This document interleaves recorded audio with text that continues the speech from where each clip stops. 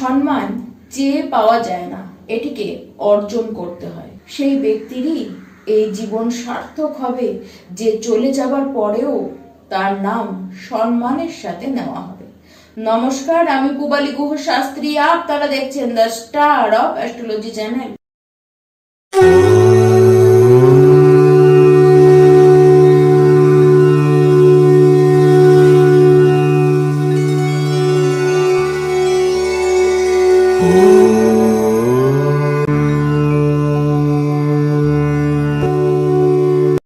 বৃশ্চিক রাশি 2025-এর জুন মাস আপনাদের জীবনে কি কি আনতে চলেছে, সবার আগে এই মাসটি আলোচনায় রাখবো আপনাদের শরীর স্বাস্থ্য ঠিক কেমন থাকবে।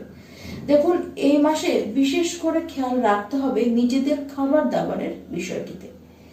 দেখুন, বারবার ভ্রমণ হতে পারে, সেই কারণে বাইরের খাবার আপনারা বেশি মাত্রায় খাবেন। তার কারণে পেটের প্রবলেম, ইনফেকশন, মানে খাবার ডাইজেস্ট আপনাদের হবে না, লিভার সিস্টেমে প্রবলেম দেখা যেতে পারে। সেটি বাইরের খাবার অ্যাভয়েড করলে কিন্তু দেখা যাবে না। ঘরের খাবারে আপনাদের কোনো প্রবলেম হবে না, সমস্ত প্রবলেমটি ওই বাইরের খাবার থেকেই হবে।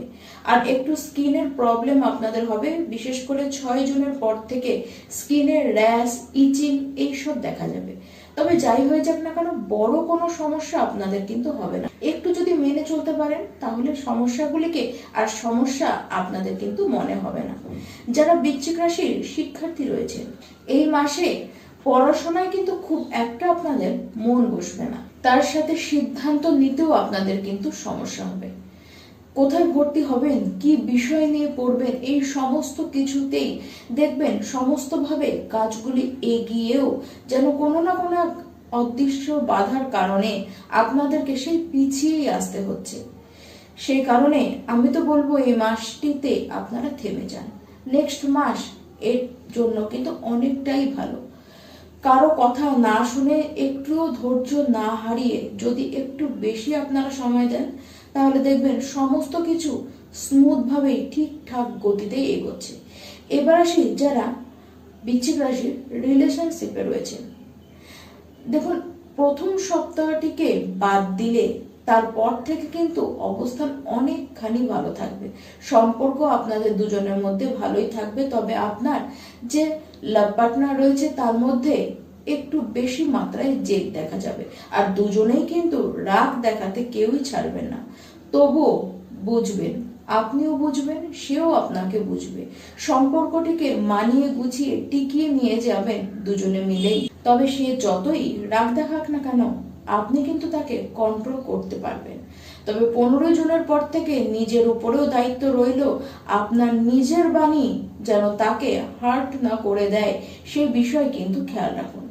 যারা বৃশ্চিক রাশির বিবাহিত রয়েছেন, এই মাসটি কিন্তু সম্পর্কটিকে ঠিক রাখবার জন্য উভয়কেই চেষ্টা করতে হবে।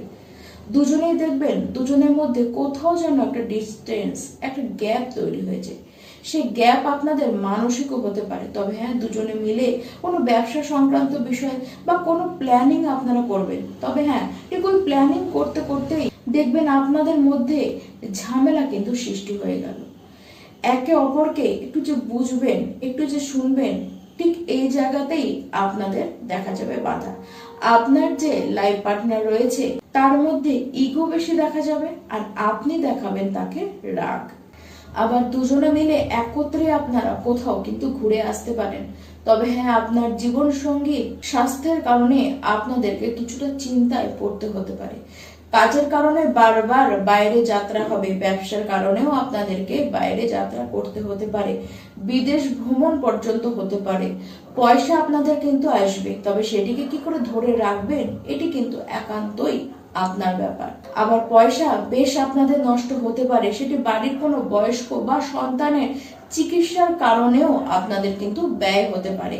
আবার বিদেশি মুদ্রার ব্যাপারেও লাভ পেতে দেখা যাচ্ছে, বিদেশ থেকে জবের অফার আপনাদের আসতে পারে।